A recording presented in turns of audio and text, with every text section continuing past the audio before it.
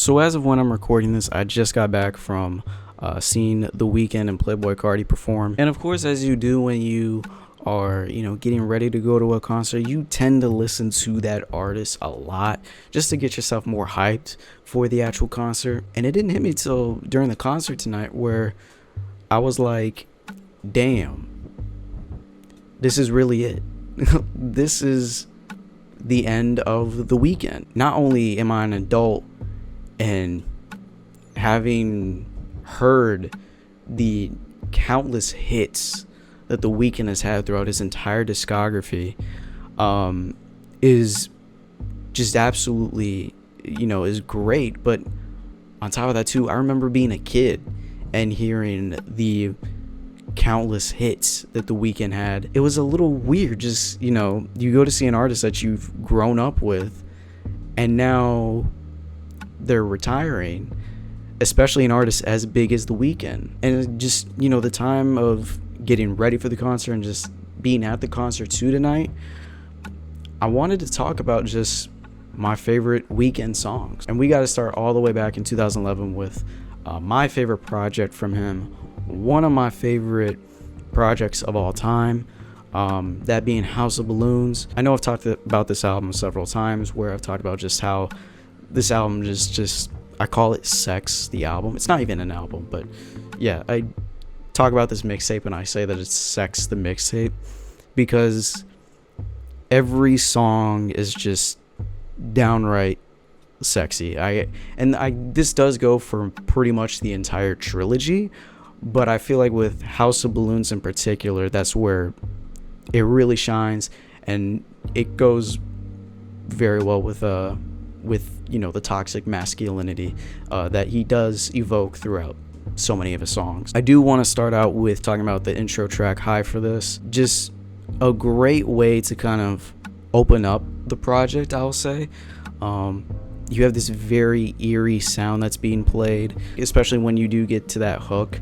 It's very cinematic, and it's just, you're entering this brand new world in a way. Because I think what The Weeknd has done, not just for R&B music, but for just music in general, I think needs to be discussed a little more. After that, I do want to briefly talk about the title track, House of Balloons / Glass Table Girls. One, I like in House of Balloons where you get this sample of like someone kind of screaming in a way, right out the gate.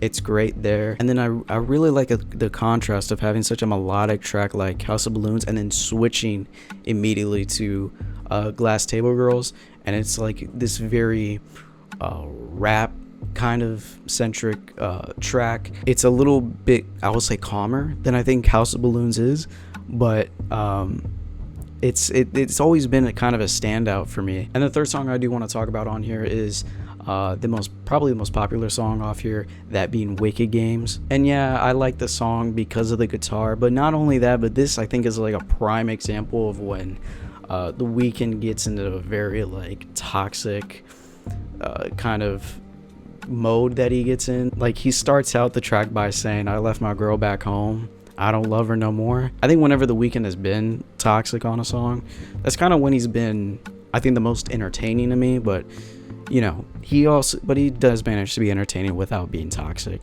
which we'll get into. The last song I do want to talk about on House of Balloons has to be my favorite track, not just off of the project, but my favorite Weeknd song of all time, that being Coming Down. This song to me is, obviously, it's the sexiest of them all. But to me with this song, it's just, I love how dark and mysterious the song sounds. Like, it sounds like you're in a smoky, dark alley, and you just, I don't know what way to describe it. It's sexy, even though the way I'm describing it doesn't sound sexy, And I do like how with the verses, it's when he kind of has that build up in his vocals, from being kind of low key to being, more, I guess, profound with his vocals. But the hook on its own just being kind of low key and chill, that just adds to the sexiness of the song. The next project I do want to talk about is Thursday, the sequel to this trilogy. Spoiler alert, I'm not going to be talking about Echoes of Silence. Not that there's not any good Weeknd songs off there. It's just I don't really return to that project nearly as much as I do Thursday or House of Balloons. But a song that I've briefly talked about before, I'm not going to go too deep into it again, but The Zone featuring Drake, that song is phenomenal. This kind of reminds me a little bit of, it's like a good combination, I think, of Wicked Games and Coming Down. This song too is another song where I think he just thrives off of just the toxic masculinity that he brings to so many songs. He has a line in here where he says, "I'll be making love to her through you, so let me keep my eyes closed." Oh my gosh, what the fuck is wrong with this man? Drake as well, I've brought it before, is also great on here. Just, it's one of those classic Drake verses that you get, and where he knows exactly what to do. He doesn't overstay his welcome at all, let alone with this song, or I guess even the trilogy. It kind of in a way paved the way for Drake to make Take Care. And this isn't to say that I'm on that boat of, oh, the Weeknd made Take Care, not Drake. I'm not saying that. I'm just saying that it's so clear when you listen to Take Care that the Weeknd had such a heavy play into that, which is the way some of those songs sounded. And on top of that too, with so many background vocals that he had, just on several of the songs. Obviously there are songs off Take Care that the Weeknd could not make, and some songs that I think are great just for Drake to even make. But anyways, that's a whole different conversation. My favorite song off Thursday has to be Rolling Stone. I just like the structure of the song. It's not even like that crazy or complex. I just like how you start out with this really eerie, ominous, like distorted synth that just starts out for the first few seconds of the song, and then immediately hard cut into just these acoustic strings, and that's it throughout most of the song up until the very end, when you get that eerie distorted synth just coming back, and it's just building up, it's swelling up, and I love that about this song. I am going to be skipping Kissland and Echoes of Silence, and I'm blanking on the name of it. Oh, holy shit, but it's the one with the hills. By the way, the hills, it didn't hit me till I saw the concert, but I guess I'm going to be talking about the hills real quick. But when I saw the hills being performed, I was like, holy shit, I forgot how crazy of a song the hills really is. Like, when you hear that beat come in and how iconic of an intro that song is, oh my gosh, it fills you up with energy inside. And then the build up to the hook, and everything just comes. It's like in the music video when the car explodes. That's just the perfect way to describe that hook, and the way, oh my gosh, the way it hit in the concert, it was just, it was so crazy, bro. Going further into maybe I won't even say it's his most popular album, probably his second most popular album, that being Starboy. This is an album I haven't listened to fully in a long time. I kind of want to start with Party Monster. This song just is a lot of fun, and I'd argue I kind of wish this was the intro to the album. Like, I love how the electric guitar starts the song, and then it's like a nice combination, I think, of like rock and like trap music. I love that about this song. Kind of like with Coming Down, his vocals on the hook are very low key, and that hook is so, I won't say underrated, because I think everybody has heard that hook, but it's so great, and I think it's just a little underappreciated. I don't know why the song wasn't as big as like I Feel It Coming, but dude, I'd argue the song should have been bigger than I Feel It Coming. I feel like it's such a perfect intro for the album that I don't know why it wasn't. Like, I like Starboy, don't get me wrong, I like that song, but like, I think Party Monster is just a perfect way to start the album. It feels like a party is starting, and just you're getting excited. And then the only other song that I do want to talk about with Starboy was Reminder. Reminder, I think, is like the key example off this album where it's so clearly like trap inspired, just from the production alone, and then even just the way he approaches the track with rapping a little bit more. I really like that on the song, and I think this is probably, to my recollection, because again, it's been a while since I've heard Starboy, but to my recollection, I think this is like the most he's like rapped on the actual project. But I kind of like it just because it's kind of that odd one out, you know? After that, I do want to get into his 2020 classic album. I'm going to go off and just say it is a classic without a doubt, because not only is this his most popular album, but just there's so much with After Hours that is just iconic on its own, let alone just besides the hits, the marketing for this album, and that look of him in just the black suit and the red jacket, with the bandage across his nose and blood coming down his face. Like, that's such an iconic look for just music. I don't think you ever really get such an iconic look for music. You could argue the character that was made for Igor by Tyler the Creator. You could argue Yeezus. You could argue like so many other albums, but I don't think any have like hit the same as the character that he's portraying himself as on After Hours. Outside of the fact that this is his most popular album, this is my favorite album from him. Not my favorite project, as you know, but my favorite album from him. And I've talked about with several of his songs just how cinematic so many of his songs are, and I'm going to use the word cinematic a lot, at least going throughout the rest of this video, because that's what I think is great about this new trilogy, is how cinematic he's made it, especially After Hours. I mean, shit, we'll go ahead and we'll start with the opening track, Alone Again. Alone Again, I love how melancholic that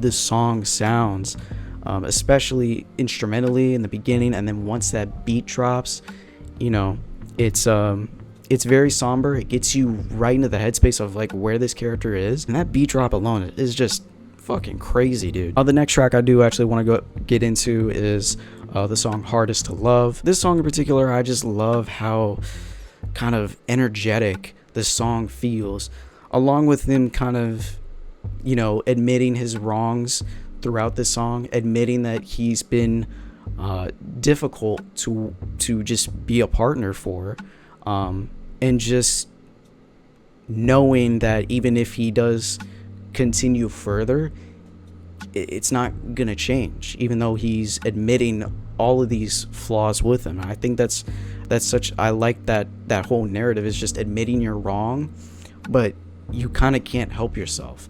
There's almost no progression to it. The next track I'd kind of want to go into is Snowchild. I think out of every song that I'm going to be mentioning from After Hours on here, this is one of my favorites, don't get me wrong, but it is kind of a song I don't return to as much, even though it's up there for me. I just love the Metro Boomin production on here. It's very low-key, relaxed. I won't say he's rapping, but he's like flowing on here. I like that about it. But there's not much else I can really say about this song. It's just mainly the instrumental. The next song I do want to talk about is the song Heartless. I like how the toxicity that he brings to this song is kind of is brought up in a different way than just across the way the entire album sounds, to where this is just a full-on rap song. And of course with this song has like one of the biggest lines that I repeat more often than I probably should. Like, I don't go out of my way throughout my everyday life to just be repeating song lyrics just casually, but there's something about the first line that he says on here. This man says, "Never need a bitch, I'm what a bitch need." man, that shit is just, I'm gonna take that shit to my grave. I've said that shit so many times. Just, I don't know. It's just, I love that line so much. Like, I'd say that is in like the top 3 lines just from a song that I just quote normally. Like, it's that line. I'd say it's not even that crazy of a line, but I'd say Off Mask Off by Future, where he just says, ain't no way, ain't no fucking way. Because whenever I hear someone say ain't no way, you gotta finish it. You gotta finish it with ain't no fucking way. The one line that I think I repeat the most from any song ever, it's not even a released song. It's from a leaked song from Playboi Carti called Cash It. And the first line that he says is, if I'm a bitch, then I'm the baddest bitch. I've been made fun of for saying that line. The amount of times that I've said it. I don't give a fuck. I want that shit on my fucking, put that shit on my tombstone, bro. I think I'll be that. If you're gonna describe who I am as an individual, just that line alone. If I'm a bitch, then I'm the baddest bitch. Anyways, the last song I do want to talk about for After Hours has to be the title track, After Hours. This to me is just the quintessential late night drive song. It fits the whole aesthetic, and just even when that beat does drop, it's just wow. Like, I'm not gonna lie to you, I don't even remember half the fucking shit that The Weeknd says on here. I listen to this shit solely for the instrumental, and it puts you in just it puts me in such like a high state in a way. After that, I do want to talk about the next album within this new trilogy, that being Dawn FM.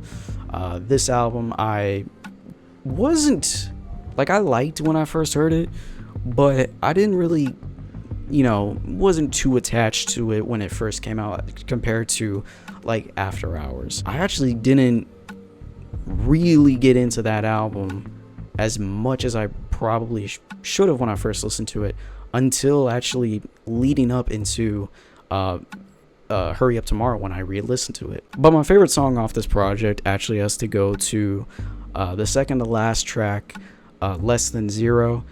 The amount of hours I put onto this song alone is insane. This might be my second favorite Weeknd song of all time. I don't know what other way to describe it, but just the mood you get into when you hear this song is just great. And then, oh my gosh, hearing this song live, oh my gosh, it hit like crazy, dude. It is a final grand closer to this album, even though it's not the last track off this project, which actually does bring me to the last song I do want to talk about off of Dawn FM, which isn't really a song. It's just the outro to the album, which is titled Phantom Regret by Jim. And Jim Carrey does his shit just throughout this album. I think I'd argue that I kind of love this album more for its narration than I do the actual songs on here. It's such an inspiring track to just be good, and he has a line at the very end. It fills me up with such emotion when I hear it. But he says, in order to see heaven, you gotta be heaven. I absolutely love that. And it's just essentially just, don't live your life full of regrets. Don't live your life filled with grudges, and just, you have to learn to let shit go and just still, be the best person that you can possibly be. It's just it's a track that just, him giving that speech, it fills me up with a lot of hope. And that finally brings us to the final album in this trilogy, the final album within The Weeknd's discography, that being his latest project, Hurry Up Tomorrow. This was, I think, a great finisher to The Weeknd's discography. The intro track alone, Wake Me Up, this just, again, very cinematic. I love how dark it just sounds. It sounds so dark and ominous in the very beginning, and then it undercuts you with just this 80s, type beat that, the Weeknd's been on for the past 5 years. And he's fucking kills the shit, makes it a whole lot of fun to listen to. I love that. And after repeated listens of this album, I've actually determined the track Enjoy the Show has to be my favorite song. I know I said another song was my favorite, but we'll get into that. I just love that soul sample on this album. Like, it makes the track sound so soft and gentle. And the Weeknd's angelic vocals on here are great. Future as well on this song, an artist that you probably would not think would mesh well with this song, ends up sounding incredible on here with his performance, him singing, and then as well a little bit of rapping in the mix. Absolutely great. And the hook as well. I don't want this to sound like I'm a big advocator for like, oh, you have to swear in a song. The final part of like that hook, he could have easily just said, then I hope you enjoy the show, but instead he just decided to add the word fuck in there, so it gives that hook just that extra oomph to it. And it's just something so small, so may seem so insignificant, but just adding the I hope you enjoy the fucking show, I love that. I love that part about this song. And then of course that brings me to the final song, which I've already talked about before. I'll briefly go over it again, which is the title track Hurry Up Tomorrow, being the closer to this album. This is just a phenomenal farewell to the Weeknd as an artist. And it's a great closer to just the album. Him coming to terms with a lot of the trials and tribulations that he's had to go through since Dawn FM, but just even throughout his career, coming to terms with it and, letting the Weeknd die off. And on top of that too, my favorite part about this song too is just the fact that the ending of that song leads into the intro track for House of Balloons, being high for this, which is his first mixtape. Just a nice little touch, and I love that about this song. But that pretty much covers it for the Weeknd, and it just, after the concert, like, it just hit me. I was like, damn, this is like the end of an era. And yeah, it just feels like a great farewell to that side of Abel. And just, I don't know what the Weeknd wants to do next. I don't know if he wants to continue acting. I hope not. But regardless of where he wants to go from here, or whether if he just wants to be an artist that's just done doing features, I'm all open for that. And hats off to Abel. You Abel, Shut the fuck up! Shut the fuck up! Shut up! What are you doing? What the fuck are you doing? I have to go right now. I'm getting calls. I have to catch a flight. I'm on a tour. I'm trying to be fucking nice. You see I'm trying to be nice right now, right? You're forcing me to be bad, but I'm actually doing a good thing. All right? So just chill the fuck out, and I gotta go.